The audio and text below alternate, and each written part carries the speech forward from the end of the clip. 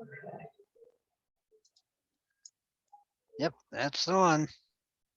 And is it visible to the extent you would like? Let's see if I can. Yeah, just drag it so you can just see the top of the first 5 P's for stress.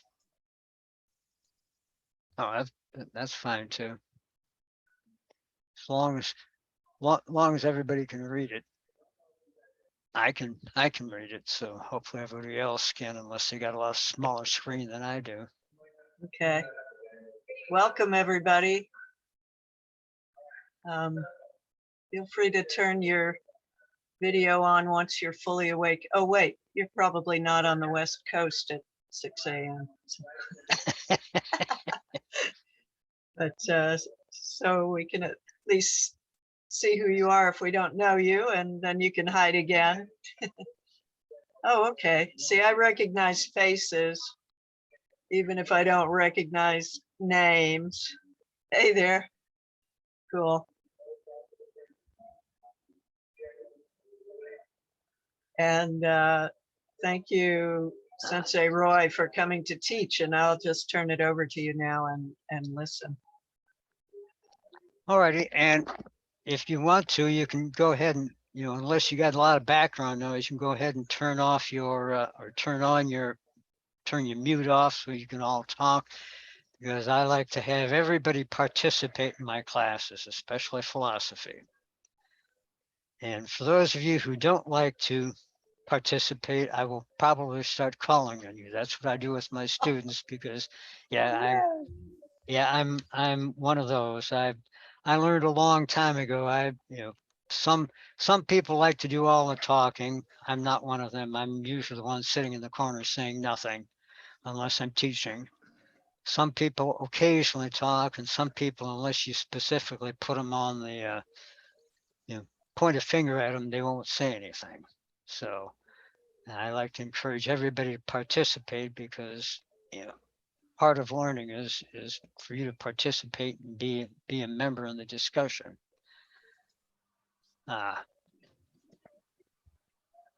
As some of you may or may not know, I've started in Cuong Nhu in 1976, so I'm probably older than pretty much everybody here.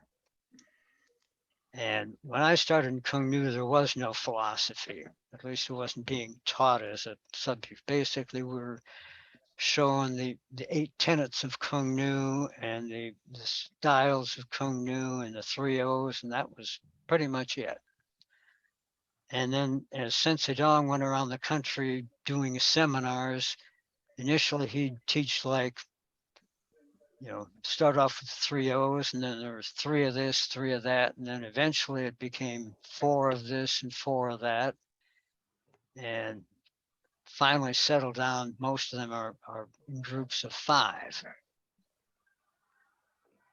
And they tended to be taught when he would teach a seminar, and then the next thing everybody heard that he taught a seminar. Oh, there's a new one everybody had to learn, and it was a bit of a pain, because they were not written down anywhere and they weren't really recorded, so it was very difficult, and especially when they kept changing.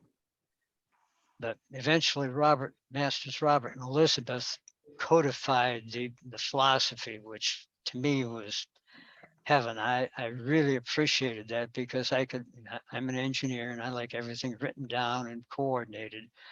So once it was actually written down on paper, I found I could go back and learn it much easier. And like most people, I started off doing philosophy because it was a requirement. But I hate memorizing things, so I quickly learned that didn't work very well for me to memorize it. What worked for me was to understand the concepts behind the words. The words weren't as critical to me as the concept behind the words. Once I understood the concepts, it was much easier to pick out the words, because they were based on a concept that I understood. And as I did that, I came to the conclusion that, to me, philosophy was like learning techniques, learning to punch or kick.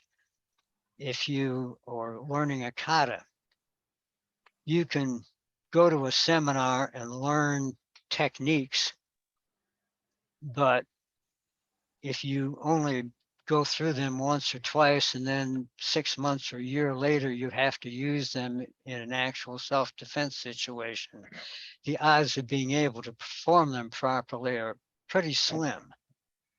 So to me, I find self-defense, the philosophy to be the same way. It needs to be in your mind to the point that if you need to know them, they need to pop into your mind, like the 5 A's of self-defense, aware, alert, avoid, anticipate, action, that sort of thing should pop into your head immediately. If you have to sit there and think about it, it's like trying to sit there and think about how to form your punch before you throw a punch. And as you can imagine, in a real situation where you're trying to do that, it's not going to work very well if you have to stop and think about it, because by the time you get to the point where you're going to use it, it's probably too late.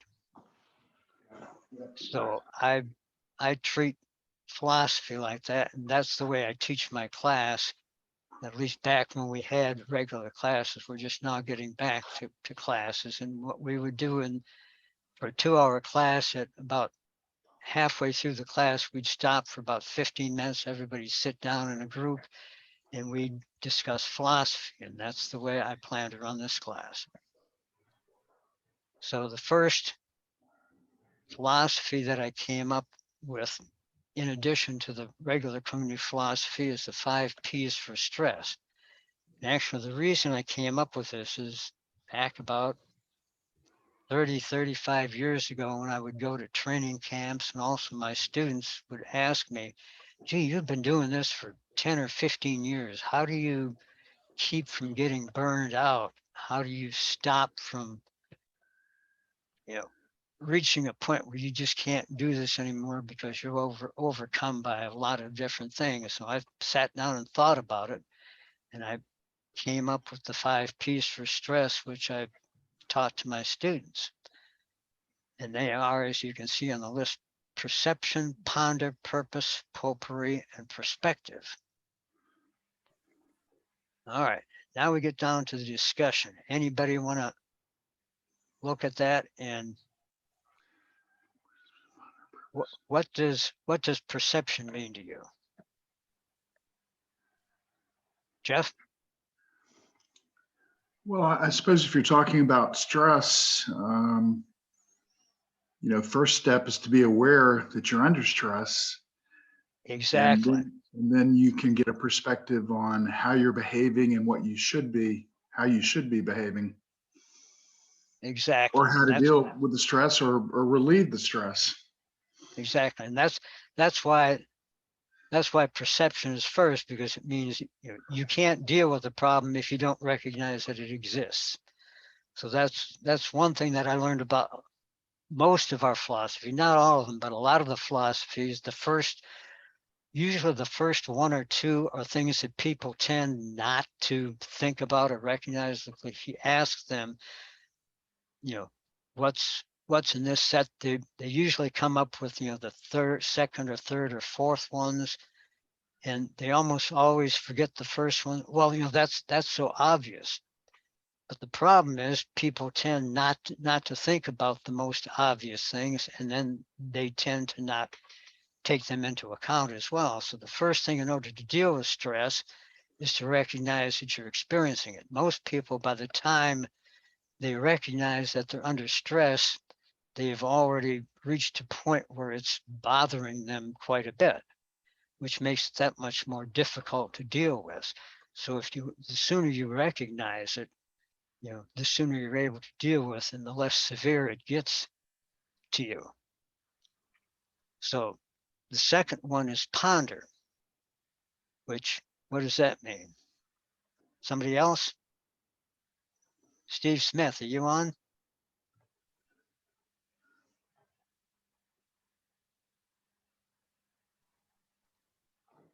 Anybody from Clark? Dee Dee, I guess you're it.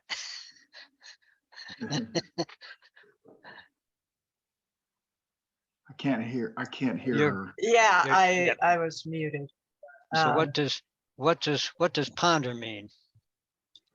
Think about, well, I'm relating it to your words on the page. Think about why it occurred. That is, Exactly. think about why this is a problem, how it came to be a problem.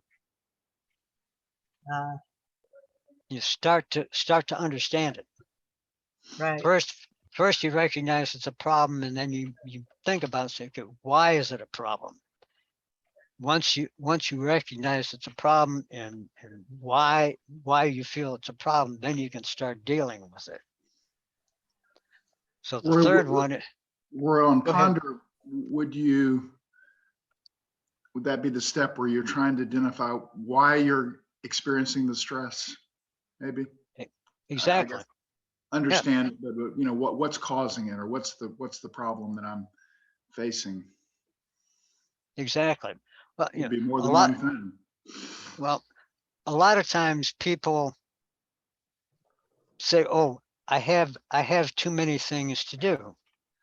You know, that's why I'm feeling stressed. But a lot of times that's not the case, because a lot of times stress is what we develop within ourselves.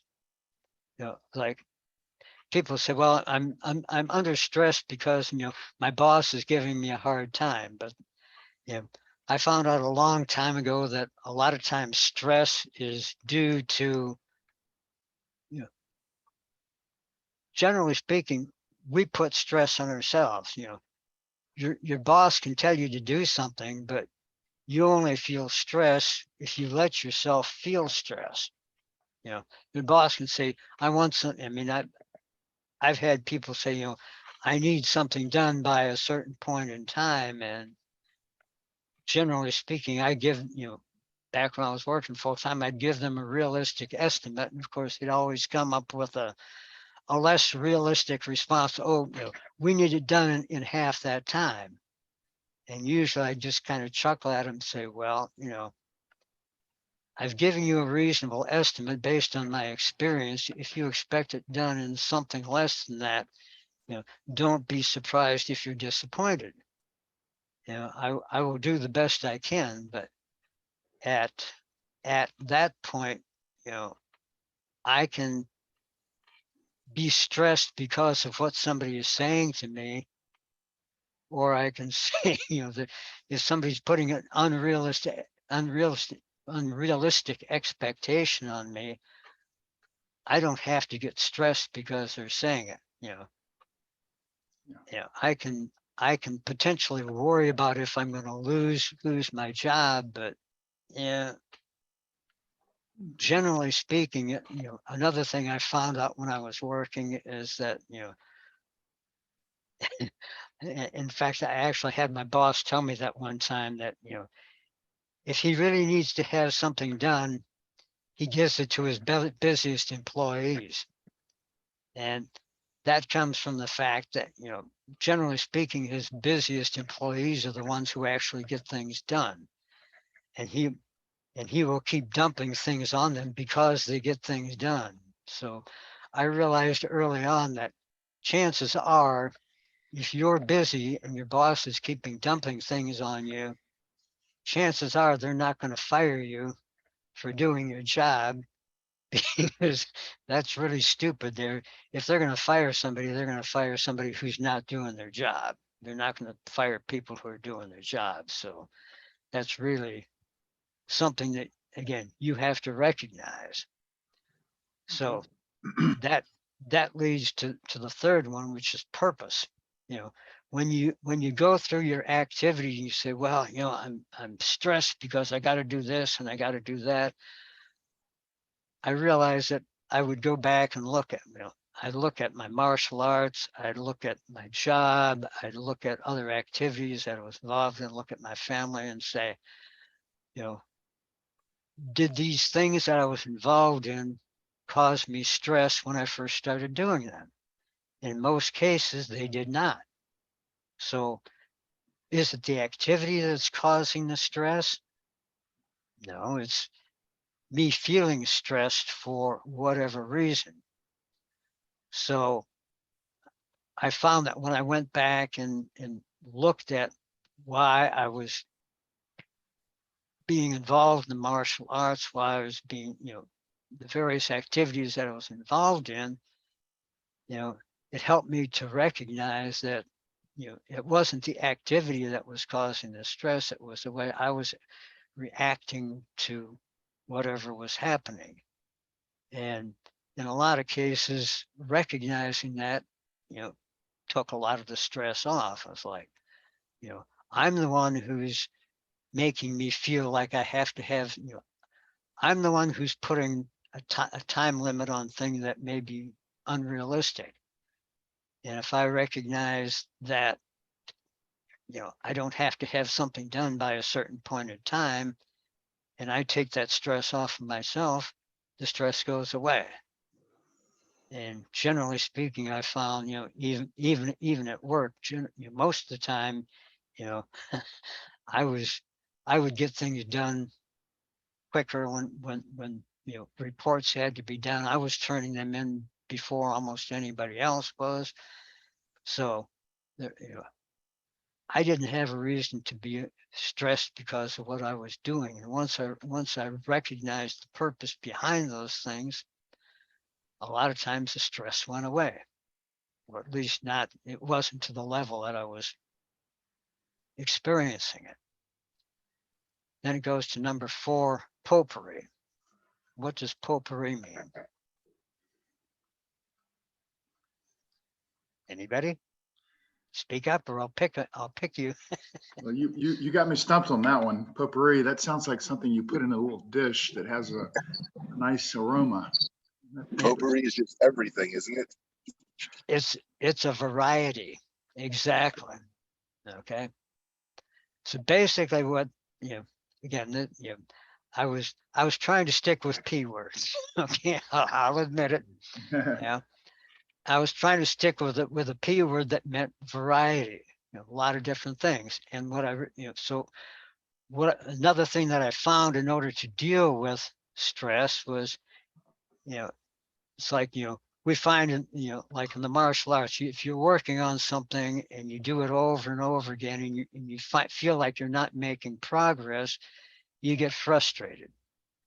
So I found that, if I was getting frustrated doing one thing, all right, back off, take a break. I used to do this at work too. If I started feeling irritated, I'd just close my eyes for a couple of minutes and just meditate, clear my mind, and I'd find that, all of a sudden I'd be relaxed and I wouldn't feel as stressed anymore.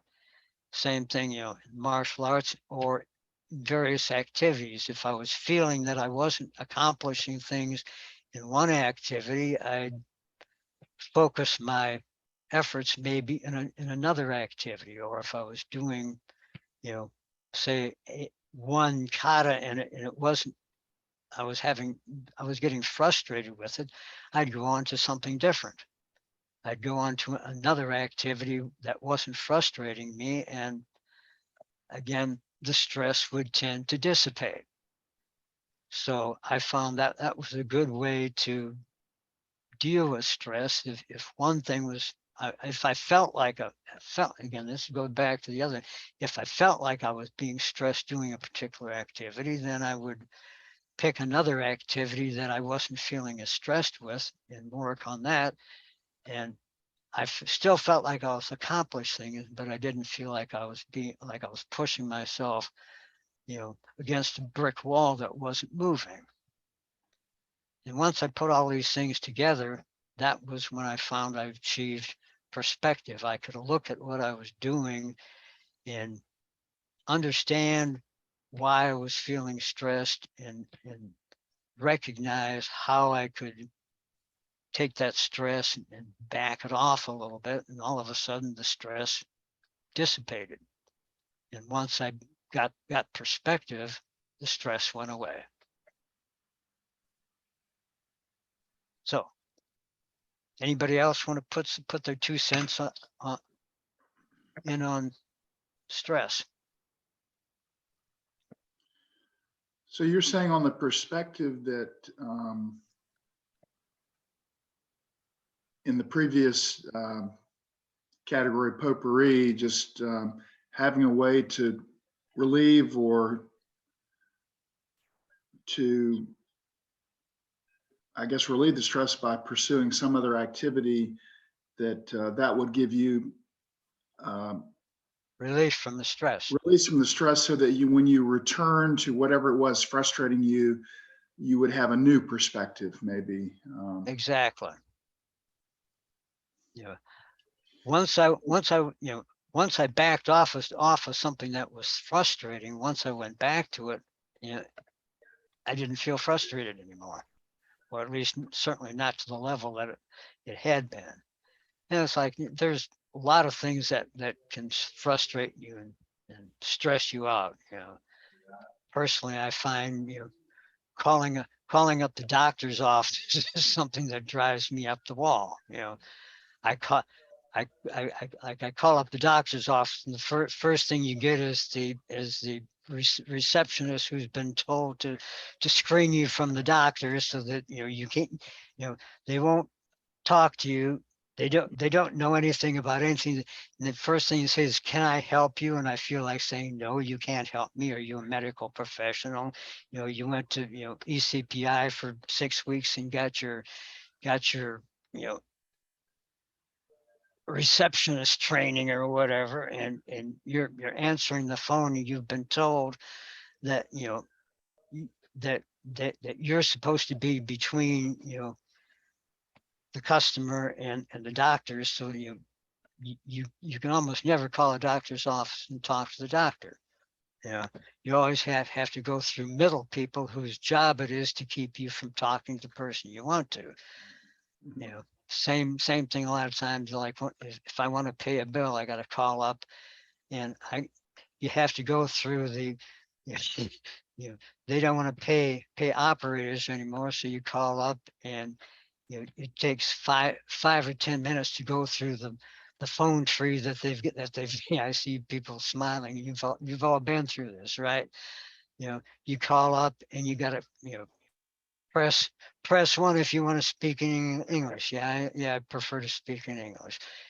Press two, and you have to go through the whole thing, and then and about half the time you go through about 15 menu items, and they cut you, they lose the call. I don't know how many times I've called the doctor, so let me put you on hold.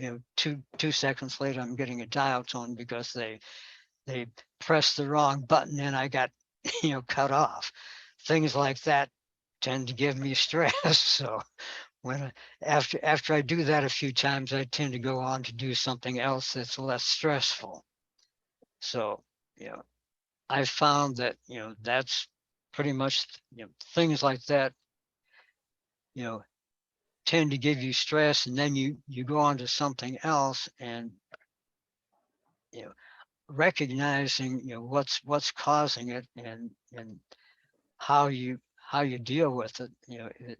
A lot of it's how I deal with it personally. It's not people are doing things that may irritate me, but how I respond to it is whether or not I put stress on myself because of it. I've used to be, hey, I call somebody up, I expect them to respond right away. But I've kind of developed an attitude that, hey, if you're going to make it hard for me to call you up and pay my bill, that's on you. If it takes me an extra couple of days or 2 more weeks to pay the bill, that's because you made it a pain in the butt to do.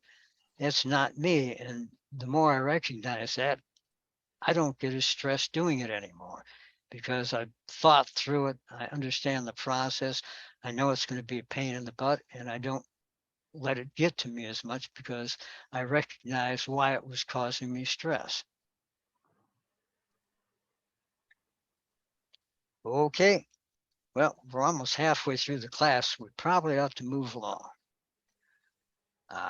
As I said, one of the first things that I always teach my students is the 5 A's for self-defense: aware, alert, avoid, anticipate, action. And I always liked that. I found that to be a really good self-defense philosophy. But I also found that it's the type of philosophy where you do it before you're actually attacked. Awareness, alert, avoid, anticipate, action. These are all things that, if you're paying attention, this is the kind of thing that you do when you're driving down the road. This is the kind of thing you do walking through the mall. It amazes me. I've had arthritis since I was a child, and my back is in pretty bad shape now. When I go through the stores, grocery store, I ride on a handicap cart. And I've literally had people walk into me. I was stopped on the handicap cart and people actually walk into the cart. They're so unaware of what they're doing, just like the people that drive down the road talking on the phone and stuff like that. Almost every day I see examples of people who are so totally unaware. It just blows my mind. So later on, I'm going to be teaching a class on Taikyoku applications. And when I was going through that, which is our first katas that we learned, and when I was going through that, developing the applications, I noticed that there was a set of things that I was trying to do when I was creating the applications. And as a result, I came up with the ABCDE of self-defense. And that is avoid, block, control, defend, and escape. And what that means is, what do we teach our students to do for self-defense? The first thing we tell them to do is, get off the line of attack, right? We don't, if somebody's attacking, you don't stand in front of them and let them hit you and strike you and attack you. You try to move to their blind side. And in my applications, I actually do the same thing. So if you take my class, you find in the afternoon, what I try to do for my applications, like what is the first move that we do in most of our katas? Dee you It's look, Look. right? But then look, load. but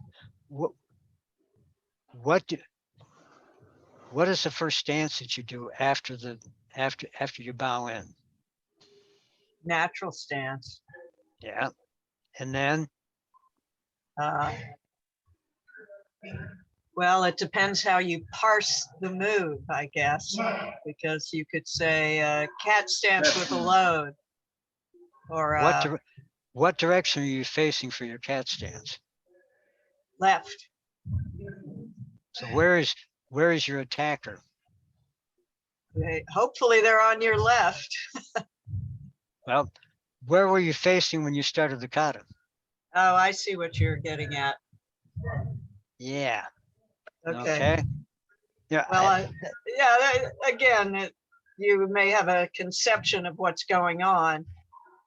My conception would be they're sneaking up from my left, but I see where you're going with that. Yeah. Well, that's and if you take my class in this afternoon, I'll go into a whole lot more detail on that. But the basic application that I do for there is, instead of turning to somebody who's on my left, I turn 90 degrees to my left with respect to the person who's in front of me, right? Because when I turn to that cat stance, what I realize what I'm actually doing is stepping off the line of attack, because I'm shifting my weight from equally distributed between my feet to my right foot. When I do that, I'm actually moving off the center line. Think about that, right? So I'm actually avoiding, if somebody's throwing a punch at my center line, if I shift into a cat stance to my left cat stance, by shifting my weight to my right foot, what happens to my CG? It actually moves to my right. to my right from where I was originally facing. Not a lot, but how far do I have to move to avoid a punch? You know, the width of a punch, right? And the second thing that I do is when I go to a ready position, I raise my left hand up to my right ear. What does my right hand do? It comes out in front, right? It extends, right? What is your right hand doing at that point? Flapping in the breeze, or is it actually performing a block? Right? From That's like a lower block load, like Kentucky Echo One. Well, the lower arm exactly. is almost like a punch. This is the Yeah. load, and that's a punch. And if your attacker is coming in with a low level strike and you turn 90 degrees, what could that right hand be doing? Yeah, it could be blocked. Blocking your attack. You know, Like an elbow block. yeah, you could be striking to their elbow. You could, if you know, difference between your fist closed and your hand open, you could be doing a palm heel block, low block. Mhm. You know, so my concept is I turn, I avoid by moving off the line of attack. I block with my right hand. Are you guys familiar with the concept of passing blocks? You block with one hand and then switch and block with the other hand. Right. Yeah, we've Again, done that. take my class this afternoon. We're going to spend a lot of time working on that. Okay.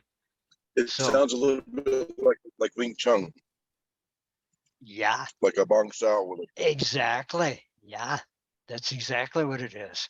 At least in my opinion, you know, I, I, I see that in Taikyoku. That's incredibly interesting. Yeah. So now, once I block with my right hand, then I'm going to step forward into a left forward stance. What is my left hand going to do? It's going to come out and come down.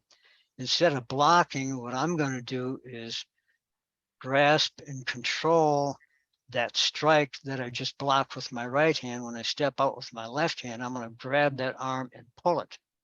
As I step forward, I'm going to control my attacker.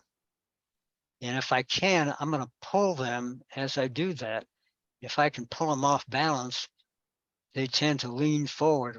The next step, when I step forward into the right forward stance, Right punch. excuse me, especially if they lean over, where is their head? It's just dropped down to about my chest level. That right forward punch that I do is going to hit them right in the side of their chin. At that time, I've set myself up to do a takedown or whatever for them to escape. So when I think of doing kata applications or self-defense or sparring, I think of avoid, block, control, defend, escape. So that's why I came up with this philosophy. Something to think about. Now, and another thing I came up with working with my students, there's certain things that Sensei Dong always used to say that he could teach you one kata and all the principles that you needed to know were inherent in that one kata. Right? Anybody ever hear him say that? Yeah. And the more I've studied martial arts, the truer that's become. And so I was thought about, all of the corrections that I would make to my students, don't do arm techniques, don't, use your whole body. So I came up with body, right? What do we always correct our students on? Oh, you're leaning, you're off balance, right? What do we always talk about? Use your reaction hand, but it's not just, to me, it's not just your reaction hand as in, you know, punching a reaction hand. Every time you punch, what is your reaction hand doing? To me, your reaction hand is grabbing your opponent and helping to pull them off balance or unbalance them or something like that as you're punching at the same time. We also do unbalancing. Anybody ever do Aikido? Before you throw anybody, what's the first thing that you have to do? Unbalance them, right? You know, people try to throw somebody and they're still in balance and say, why doesn't this, I remember my students, why doesn't this technique, is like Kodagaish, why doesn't this technique work?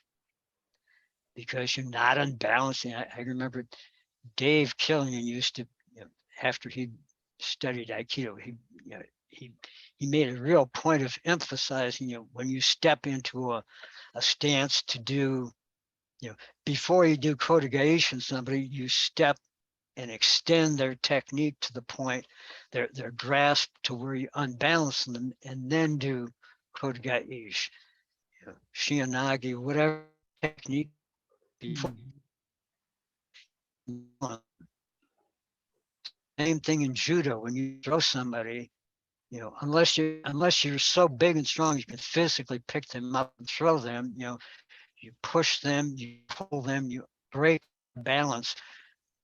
For instance, if you want to do a hip throw, push them to where they resist, and when they push back against it, then you do your throw. You can use them, soft stuff, you use their momentum against them, right? So body balance, reaction, alignment. I remember Grandmaster Ernie Gates used to say that, and people in other styles, right? When a forward stance, your elbow should be over your knee, right? You should be properly aligned. Same thing with, again, somebody this before with Wing Chun, and I remember doing that Huba drill, right? Yeah, right. Wing Chun works not, it's developed by a woman for a woman, theoretically, with the intent that a smaller person could deal with a larger person. Why? Because the block is aligned. I notice when I get in this position, I can, my elbow to form is, is incredibly strong if it's properly aligned. And a lot of our techniques are that way. I remember a 5th degree black belt at the time in another style said, he was working with a high ranking instructor in his style. And at that level, the only thing the instructor would do is come in and push his technique, a half an inch in this direction, making sure that his techniques, his stance, everything was properly aligned. And I remember Dave Killian used to work with that too. When we do techniques, he'd point out if your balance is just a little bit off, he could, reach out and pull, grasp, and unbalance you just a little bit in one direction or another, and you're off balance. If everything is properly aligned, it's incredibly strong. That's like, we get in a forward stance, it's strong in the forward direction. You get a few degrees off and pull or push, and you lose balance, right? You break your alignment. And the very last one is, we always talk about timing, right? If your body parts are not timed properly, the techniques, right, they disappear. They just do not work worth a toot. And so I really like that set, because it's something that you can go back and correct your own techniques. Why are my techniques not working? Am I using my whole body, or am I just doing arm techniques? Am I doing something to break my balance? And the same thing is true of your opponent. if your techniques are, I need to keep my balance, I need to break my opponent's balance. In order for my attacker to be effective, they have to use their whole body. If they don't, they are not nearly as effective. I need to use my whole body. If they try to control me, what do we learn? Self-defense. We learn to escape. Right. First thing we do if somebody grabs us, we learn thumb escape to break their ability to control us. Yeah, and alignment, timing, all these things are some things that you can go back yourself and check your students and check yourself to make sure that they work. And when I just came up thinking about going back and working out with my students in the gym, I said, what is the last thing that my students want to do after being away from working out for 2 years? Oh, gee, falling and rolling. We haven't been able to do that because of a lack of a facility. Nobody wants to go out in the grass and the dirt and the mud and do falls and rolls. And the last thing they probably want to do is side drops on a concrete floor, right? I said, so what can I do when I go back and we start teaching and so I started thinking about falls and rolls. What did I always work with my students and have the hardest time getting them to do? So I came up with the 5 C's for rolling and falling. They are commit, control, circle, contact, and complete. And what that means, the first thing, think of the first time you ever tried to roll. Think of the first time you tried to dive into a swimming pool, right? Go in head first with your feet following. What happened? I know what happened for me. Those feet did not want to get higher than my head. They kept trying to jump off the side of the pool before my head went in first. And I see the same thing with my students. Tell them to roll, and they start to roll, and then they kind of fall out of it. They don't really commit to doing it. And I found the same thing is true, like when you're being thrown. I see my students pull back from like person throwing them. Instead of going through and doing the roll, they expect the person throwing them to make the roll happen, and they just kind of land in a heap. So the first thing I noticed was a failure to commit to actually doing the technique. And that's what one of my senior students, Bill Diaz, always used to say is, if somebody's throwing you, you have to, once you start realize you're losing balance, you have to take control of it yourself. You can't count on the person throwing you to make the roll and the fall work. You have to take it over. You have to take control of the roll. So you have to commit to doing a roll or a fall. And then you have to start to control your body. And then the third thing is, a circle. Again, people once the Nage throws them, they tend to collapse. I mean, I see people rolling in oval shapes or straightening out at halfway through being thrown, and obviously you're not going to roll out of a fall. Even with hard falls like a side drop, there is a circular component to it, right? I remember some of the exercises that we do for side drops. You lay on the ground and roll from side to side, practicing slapping with your arm and your leg to get your timing down. Another thing we do is we used to call them lawnmowers.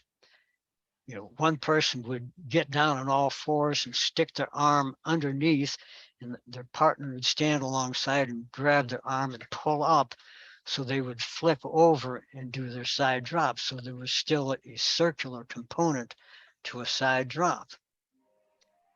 And the fourth one is contact, of course, whether, when you make contact with you're falling a rolling surface, you have to do so properly to minimize injury to yourself.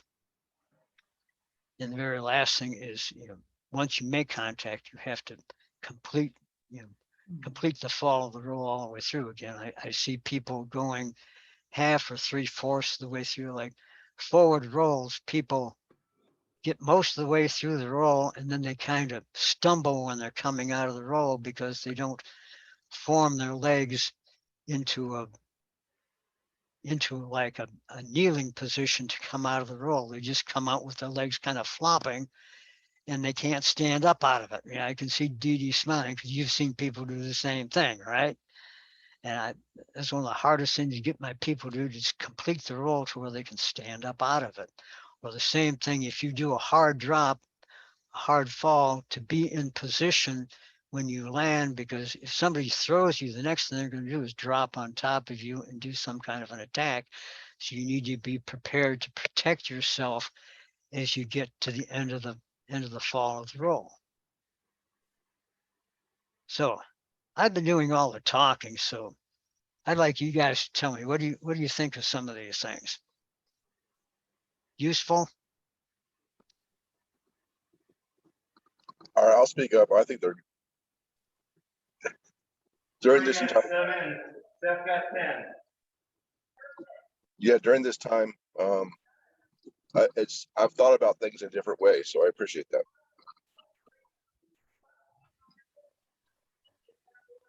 Yeah, having mnemonics is useful for both the instructor and the student, ways of remembering important concepts, instantly attaching them to what you're teaching that day. For example, being able to break things down in a way that is memorable for the student. So even the most simple application, say, or self-defense move, to break it into A, B, C, D, E. I really like that. I think that's an excellent example of a useful mnemonic. Thank you. Anybody else? We've got about 4 minutes left.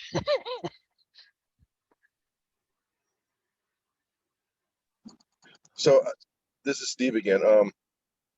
I think that as I'm sitting here listening through all this stuff and thinking about it, we've started kind of ramping back up with our dojo, and we've gotten some new students and things, and bring me back to remembering that this is the kind of stuff that I should be considering as I'm teaching them, whether or not they understand that I'm teaching A, B, C, D, E.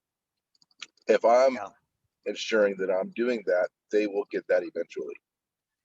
Yeah, and that's one thing I found from teaching. Every time I go through and repeat things like kata number 1, every time I go through with a new class and teach it, I see it differently because my experiences have changed. So as a result, every time I see it as something new. And that's why I teach the class on Taikyoku applications, because I think a lot of people, oh, I've learned kata number 1. Now I can forget about that and go on to something, right? I see Dee Dee smile, right? Students are like that, right? It's like, I've learned everything I can from kata number 1. No, there's so much more in there. If you look at it in depth, there's just so much more to it. And I really want my students to understand that and to learn from it, and to recognize that if you go back and look at things because you've learned more and you understand more, you see more in the simplest things that you didn't see the last time you went through it. Right. When I was putting up the class descriptions and I read your handout about your class, I thought, oh, well, this class should be called Super Secret Highly Advanced Applications, which you can only go to with permission. And because really everybody should take this class, but when they see Taikyoku application, they're going to go, oh, I know that already. Exactly. So yeah, I mean, I've taught this a couple of times now, and there's usually only a few people there.